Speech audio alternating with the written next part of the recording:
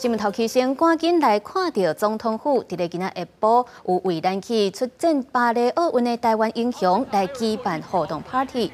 总统罗景顶嘛有伫咧大礼堂亲身来接见遮的选手，感谢因为台湾争取公赢。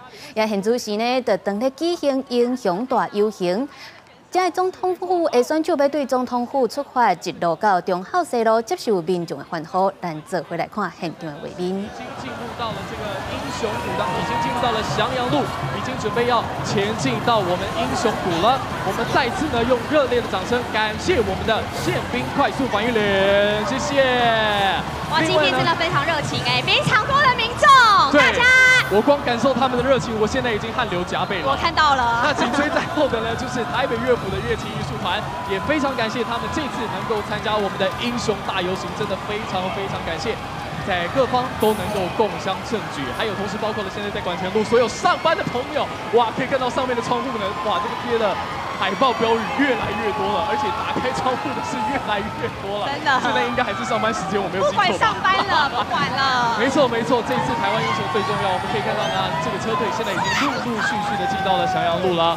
那现在呢，如果您是在翔阳路的朋友们，其实也可以举起你手中的旗帜。 也不用等我们 Q。咱即摆看到的这是现场直播的画面，包括着羽毛球男子双打金牌王泽林、女子木棍球金牌林秀婷、铜牌吴思怡甲陈念琴，也有定向回背射击的铜牌李明婉甲体操单杠铜牌的张家宏等等。 拢总有60多位的选手甲教练都有去到这个游行内底。因那羽毛球的男子双打金牌李勇是由伊的老爸来做代表。也其实嘛有真济无名英雄，这个国际裁判甲后勤的团队去到现场来参加。这是咱拄则看到直播的画面，也咱的台记者郭碧君甲林旭凯嘛有去伫咧现场，咱请碧君为咱来做报道。